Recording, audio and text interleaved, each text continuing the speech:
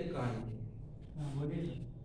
चलो यार देखो, अब आज हम लोग क्या कर रहे हैं, संसद के बारे में आप पढ़ रहे हैं। संसद है ना, संसद। अगर ये संसद शब्द हम बात करते हैं तो जैसे आप संसद शब्द में हमने बताया कि सबसे पहली बात तो ये है कि संसद का डिफाइन करना है। संसद क्या है, किसे आप संसद कहते हो। तो संसद का मतलब ये हो गया कि बोलने वाला स्थल, एक ऐसा प्लेस, एक ऐसा स्थान, ऐसा जगह जहां पर क्या किया जाए, बोला जाए। अब बोला जाए तो ये शब्द आया कहां से, ये एक्चुअली क्या होता है, किसी को आप देखेंगे, यानी कि इसका अर्थ अगर हम आप बात करें, इसका अर्थ क्या होता है, तो अर्थ इसका होता है बोलना, एक ऐसा प्लेस निर्धारित करना जहां पर बोला जाए। अब बोलने की एक परंपराएं शुरू कब हुई, इसी को देखो हम लोग एक शब्द क्या बोलते हैं, अगर इंग्लिश में हम लोग बात करते हैं तो हम लोग इसको क्या कहते हैं, पार्लियामेंट। इसको हम लोग कहते हैं पार्लियामेंट, ठीक है ना। आप लोग भी बोलते रहना, लगे कि हाँ लाइव क्लास है हमारी, है ना। तो हाँ, तो इसका मतलब क्या हो गया, पार्लियामेंट। ये जो पार्लियामेंट है एक ऐसा शब्द है, आपसे पूछा जाए पार्लियामेंट कैसा शब्द है, तो आप ये कहोगे ये लैटिन शब्द है। कैसा शब्द है, तो लैटिन शब्द है। पार्लियामेंट आपका लैटिन शब्द है। एक्चुअली इसकी कहानी जो आती है, इस पार्लियामेंट के गठन की जो कहानी आती है, ये 1225 से शुरू होती है। सबसे 1225 ईस्वी से, है ना। यहाँ पर क्या हुआ था, इसमें कहानी थी कि एक सम्राट एडवर्ड थे, सम्राट एडवर्ड, है ना, सम्राट एडवर्ड। ये जो सम्राट एडवर्ड महोदय थे, इन्होंने क्या किया था अपने राज्य में, सबसे पहले क्या हुआ था कि युद्ध हो गया था, और उस युद्ध में क्या हो गया, पैसे की कमी हो गई।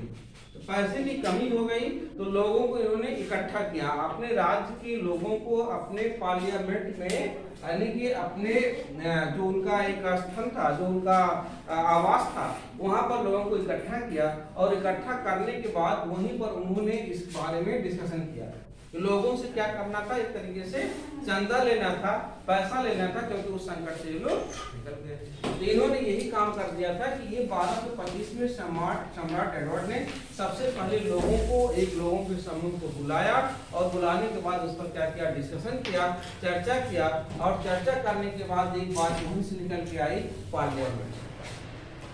तब से यह परंपराएं बन गई, और इस परंपराओं को तमाम राजाओं ने इसका शुरुआत किया, और धीरे धीरे ये संसदीय शासन प्रणाली में आ गई। ये जो संसदीय शासन प्रणाली में आई, ये देखते हो हमारे भारत में, यानी कि अगर भारत ने यह अपना संसदीय व्यवस्था है, ये किस राज्य से लिया या किस देश से लिया, तो आंसर होगा आपके पास, संसदीय शासन प्रणाली कहां से आई, ब्रिटेन से आई। तो संसदीय शासन प्रणाली हमने कहां से ले लिया, ब्रिटेन से ले लिया, है ना। संसदीय शासन प्रणाली ब्रिटेन से हमने ले लिया।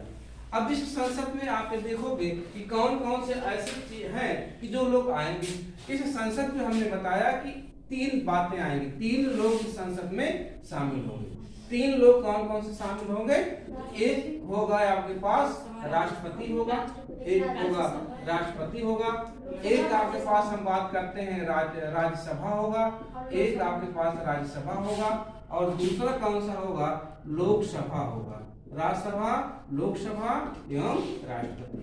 संसद अगर हमारे संविधान में देखेंगे किस आर्टिकल में दिया गया है, किस अनुच्छेद में दिया गया है, यहाँ पर आप यहीं पर क्या करना, अब आप लिखना आर्टिकल यानी अनुच्छेद 70, ये याद रखने की जरूरत है आपको बहुत अच्छे से।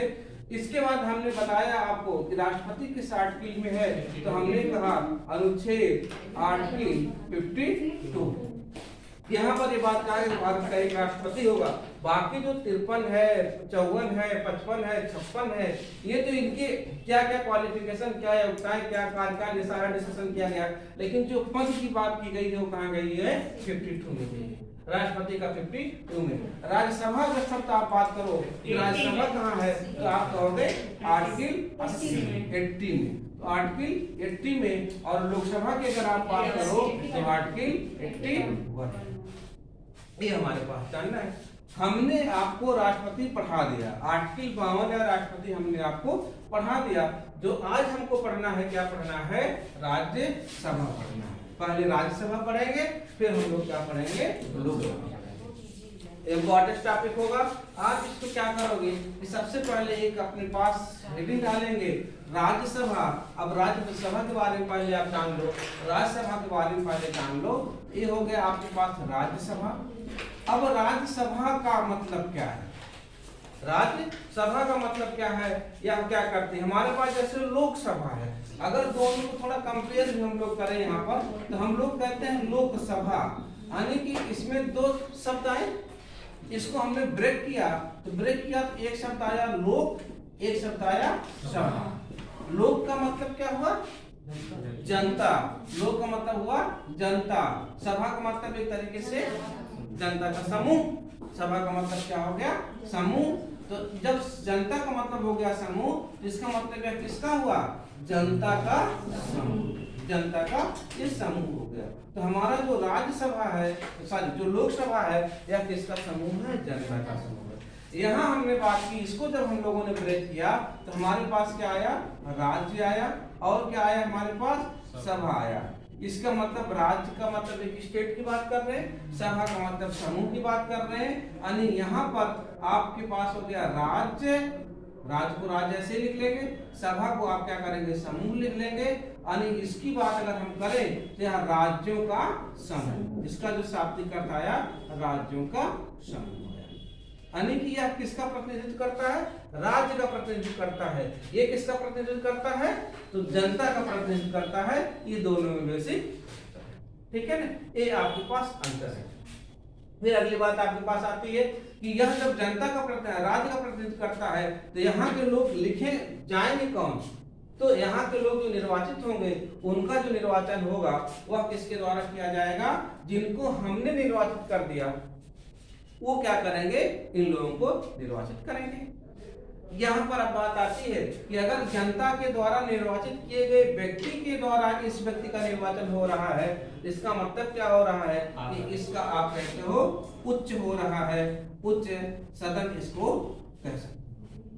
उच्च सदन क्यों कहते हैं? क्योंकि एक हमने बताया कि जनता ने क्या किया? एक व्यक्ति को चुनाव किया, उस व्यक्ति ने फिर इनको चुनाव किया, तो ये क्या हुआ? श्रेष्ठता बढ़ गई, इस तरीके से उच्चता बढ़ गई। तो यहाँ पर उच्च सदन की बात आई। और इसको अगर हम लोग बात करेंगे तो निम्न सदन होगा, जिसके डिस्कशन अभी बाद में हम लोग करेंगे। अभी जो पहला टॉपिक हमारा है वह है क्या? राज्यसभा। तो राज्यसभा को आइए एक तरफ से हम लोग देखने का प्रयास करते हैं कि राज्यसभा का क्या क्या चीज होगा। इसके साथ आप थोड़ा देखते भी चलना अपने हिसाब से, है ना? तो बाकी वाला थोड़ा सा पेज छोड़ देना ऊपर का, ताकि बाद में करवाएंगे। यहाँ पर हमने बात किया कि राज्यसभा के अगर हम बात करेंगे तो इस राज्यसभा में पहला तो इसका आप अर्थ लिखना। अर्थ क्या कहलाता है? राज्यों का प्रतिनिधित्व करने वाली सभा, अनेक राज्यों का प्रतिनिधित्व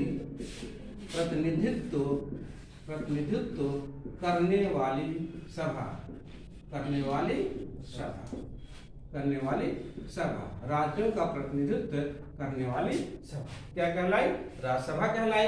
इसका जो उल्लेख किया गया हमारा, यह आर्टिकल हमारा किया गया तो 80 में किया गया, 80 में किया गया। इसमें जो बात आई कि इसमें सदस्यों की संख्या कितनी होगी, ये अगर आप बात करोगे तो सदस्यों की संख्या कितनी होगी? कितनी सदस्य? 250। यह संख्या क्या है? यह संख्या अधिकतम है। यह संख्या अधिकतम। इन 250 में से आप ये देखोगे कि 238 का क्या होगा? निर्वाचन होगा। 238 का क्या होगा? निर्वाचन होगा। 238 का निर्वाचन होगा। बाकी बचा कितना? 12। और 12 का क्या हो जाएगा? मनोनीत होंगे। और मनोनीत इनको कौन करने वाला है? राष्ट्रपति है। मनोनीत कौन करेगा? राष्ट्रपति करेगा। अब जो राष्ट्रपति करेगा, वह जो मनोनयनीय राष्ट्रपति करेगा, यह किस क्षेत्र के लोगों का करेगा? ऐसे लोग 12 क्षेत्र नहीं है, कला, विज्ञान, सामाजिक क्षेत्र,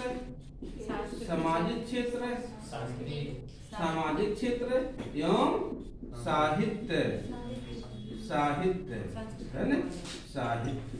ये जो एरियाज होंगे, इन एरिया से क्या करेगा? राष्ट्रपति क्या करेगा? इनको मनोनीत करेगा। इनको जब राष्ट्रपति मनोनीत करता है, इसीलिए जो हमारे पास चुनाव राष्ट्रपति का जब होता है, राष्ट्रपति का जब चुनाव होता है, तो उसमें ये 12 लोग नहीं भाग लेते। ये 12 लोग उनके चुनाव में, राष्ट्रपति के चुनाव में भाग नहीं लेते हैं। तो इस तरीके से ये क्षेत्र हो जाएगा। 12 लोग यहाँ पर करेंगे।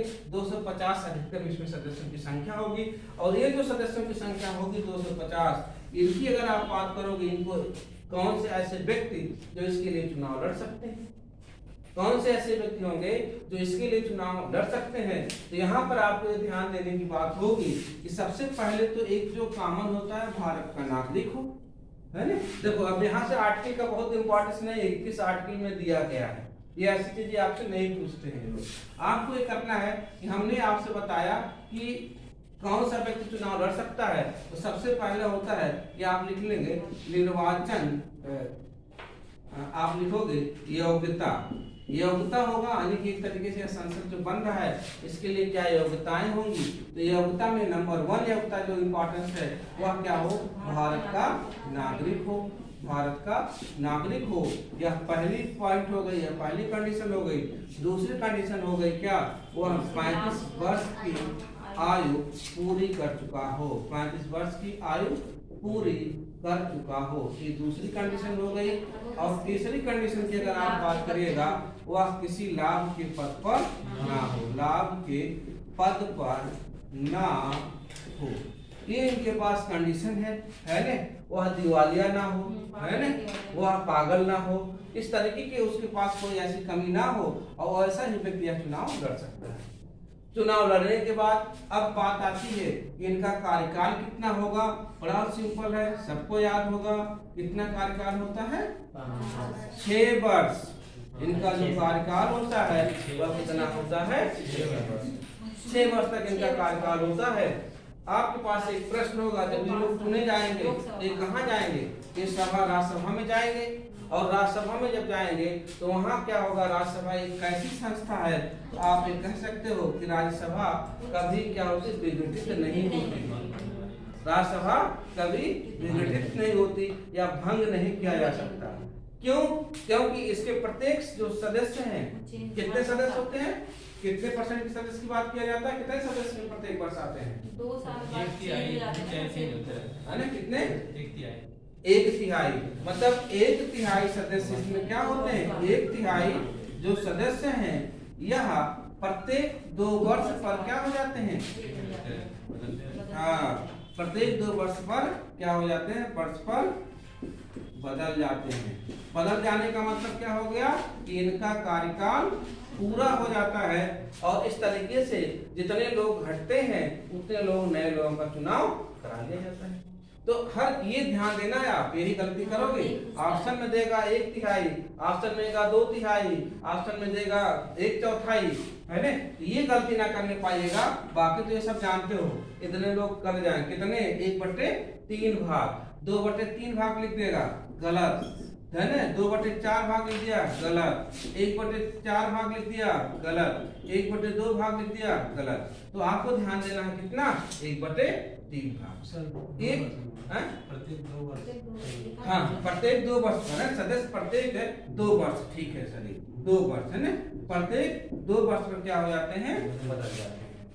अब इसके बाद देखिए, अब इस पीरियड में अगर 30 वर्ष है, 30 वर्ष क्या है, 30 वर्ष 35 में 30, आयु से 30 वर्ष होनी चाहिए, कितने होने चाहिए, 30 30 हाँ। राष्ट्रपति और वो लोकसभा में 30, यहाँ पर क्या होना चाहिए, 30 वर्ष होना चाहिए। हाँ, तो कार्यकाल आपके पास हो गया, 30 वर्ष हो गया यहाँ पर, ठीक है, जल्दी हो गई, 30 वर्ष हो गया। अब इसके बाद आता है 1/3, जब हम बात करते हैं कि इतने लोग क्या हो जाते हैं, हटाए जाते हैं, मतलब इनका कार्यकाल पूरा हो जाता है। अब एक केस यहाँ देखिए, एक केस समझना ये है कि मान लीजिए अगर किसी व्यक्ति का चुनाव हो गया, वो तो कितने वर्ष के लिए, 6 वर्ष तक चुना गया, लेकिन इसी बीच 2 या 3 या 4 वर्ष का उसने अपना कार्यकाल पूरा कर लिया। जब 4 साल का कार्यकाल पूरा कर लिया और इसी बीच में उसकी डेथ हो गई, और जब डेथ हो जाएगी तब क्या होगा, तब जो शेष दूसरा सदस्य आएगा, जो दूसरे व्यक्ति की उनके स्थान पर जिसका चुनाव किया जाएगा, वह कितने कार्यकाल तक होगा, तो जो शेष अवधि उनकी बची हुई है उतने ही टाइम तक होगा। अभी पीछे आपसे पढ़ रहे थे कि राष्ट्रपति का अगर ऐसी कोई कंडीशन होती है तो उस कंडीशन में वो तो अगले फिर 5 साल के लिए हो गया। लेकिन चाहे राज्यसभा का सदस्य हो, लोकसभा का सदस्य हो, विधानसभा का सदस्य हो, विधान परिषद का सदस्य हो, ग्राम पंचायत का चुनाव होने जा रहा है वहां का सदस्य हो, ग्राम प्रधान हो, इस तरीके के जितने निर्वाचन वाले पोस्ट हैं, इनका अगर कार्यकाल पूरा होने से पहले अगर इनकी डेथ हो जाती है या किसी भी कारण से इनके पोस्ट खाली हो जाते हैं तो ऐसे कंडीशन में कि जो भी चुनाव होगा वह अगले जो शेष कार्यकाल होगा उतने टाइम तक ही उसका चुनाव है ना, क्लियर बात, उतने ही टाइम तक उसका चुनाव होगा। एक चीज तो हो गया। अब राज्यसभा का क्या होता है, हमारा कार्य क्या होता है, काम क्या करना है। राज्यसभा का कार्य की अगर आप बात करें तो राज्यसभा का कार्य क्या हो जाएगा, यह कार्य वही करे यानी कि विधायक विधि बनाने का काम। इनका जो कार्य है क्या है, विधि बनाने का कार्य है, विधि बनाने का कार्य, विधि बनाने का कार्य। अब क्या करते हैं, इनके कुछ अलग देखे, कुछ क्या है, जैसे एक बात आती है धन विधेयक। अगर आपसे पूछा जाए कि धन विधेयक कहाँ पेश किया जाता है, धन विधेयक कहाँ पेश किया जाता है, लोकसभा में। धन विधेयक हमारा कहाँ पेश किया जाता है, लोकसभा। बहुत ज्यादा आता है। अच्छा, कौन सा विधेयक धन विधेयक है, इसका डिसीजन कौन करता है, लोकसभा अध्यक्ष। लोकसभा अध्यक्ष करता है। Very good. तो लोकसभा अध्यक्ष क्या करते हैं कि इसका डिसीजन करते हैं क्या धन विधेयक है अथवा नहीं। फिर बात आती है कि धन विधेयक किसके अनुमति से पेश किया जाता है, राष्ट्रपति की अनुमति से पेश किया जाता है। ये भी पीछे बताया था राष्ट्रपति वाली जो बात हम कर रहे थे। किस आर्टिकल में है, 110 अनुच्छेद के तहत धन विधेयक किया जाएगा। तो ये क्या किया जाता है कि राष्ट्रपति की अनुमति ली जाती है। इसका मतलब क्या हो गया कि अगर यह पेश कर दिया गया, लोकसभा और राज्यसभा से पास भी हो गया और वापस राष्ट्रपति के पास भी गया, तो क्या राष्ट्रपति इसको सिग्नेचर करने से मना कर सकता है, नहीं।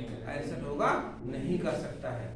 ऐसे कंडीशन में उनको सिग्नेचर करना ही पड़ेगा, वह उनकी बाध्यता हो गई क्योंकि उन्होंने पहले ही अनुमति दे दी थी। सेकंड बात, अगर हमने कहा कि यह धन विधेयक लोकसभा से अगर पास भी हो गया, लोकसभा से पास भी हो गया, पास हो गया, तो अगर लोकसभा से पास हो गया तो अब कहाँ जाएगा, राज्यसभा में जाएगा। अब राज्यसभा में जब जाएगा तो राज्यसभा में क्या पास होना यह जरूरी है, राज्यसभा में पास होना क्या जरूरी है, आपके पास आंसर होगा नहीं है।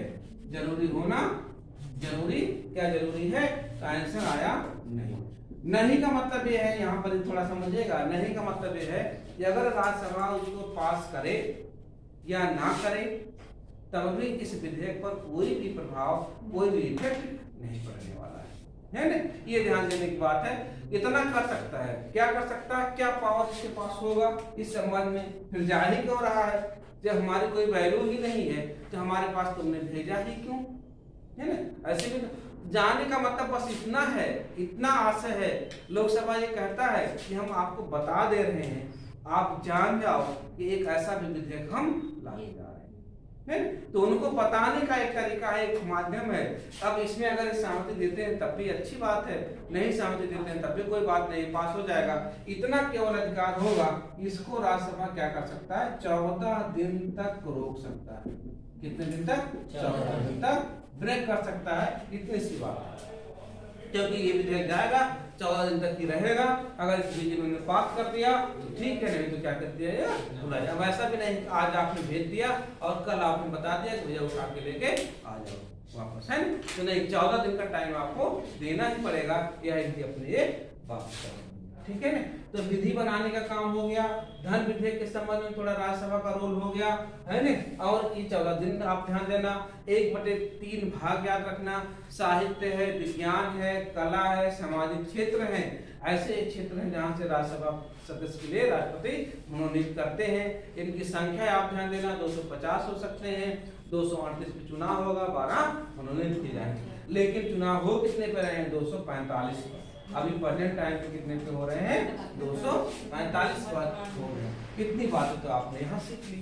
अब इसके बाद और देखेंगे कि जब आप संसद बन गई, ये भी एक संसद कहलाएगा, यह भी एक संसद कहलाएगा। जैसे लोकसभा का संसद है वैसे ये भी संसद है। इनको जो पैसा है आप ये भी अपना शेयर भी पाएगा, ये भी अपनी छूटे प्रदान पाएगा जिस तरीके से और छूटे दी जाती है। ऐसे कंडीशन में क्या होगा कि इसके लिए भी कुछ पैसे दिए जाएंगे प्रत्येक वर्ष। वह पैसा कितना दिया जाएगा तो आप कहोगे 2 करोड़ रुपए, यानी कि जो ये संसद होगा आप क्या लिखेंगे, सांसद लिखेंगे। भाई जो व्यक्ति हो गया वो क्या हो गया, सांसद हो गया। तो प्रत्येक सांसद को कितना रुपया मिलता है तो आप कहोगे 2 करोड़ रुपया प्रति वर्ष मिलता है, और यह 2 करोड़ रुपया प्रति वर्ष तो ये जो प्रति वर्ष 2 करोड़ रुपया मिल रहा है इसका ये क्या करेंगे, अपने क्षेत्र में विकास के कार्यों में लगाएंगे, विकास के कार्यों में लगाना। इतनी बातें आपके पास इस राज्यसभा के बारे में हो गया है ना। और राज्यसभा में अब और क्या होगा, अगला जो टॉपिक आपके पास आएगा वो है लोकसभा। अच्छा, राज्यसभा में सीटों के आवंटन की अगर हम बात करें कि प्रत्येक जगह पर अलग अलग सीटें होंगी है ना प्रदेश में। अब जैसे यूपी से कितनी सीटें जाती होंगी लोकसभा है ना, कितनी 80 सीटें जाती हैं, नहीं 80 सीटें लोकसभा की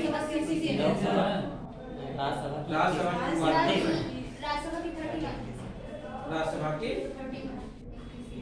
31 अब सही है। यानी कि सबसे ज्यादा जो सीटें जाती हैं कहाँ से जाती हैं, तो 31 सीटें यहाँ से जाती हैं।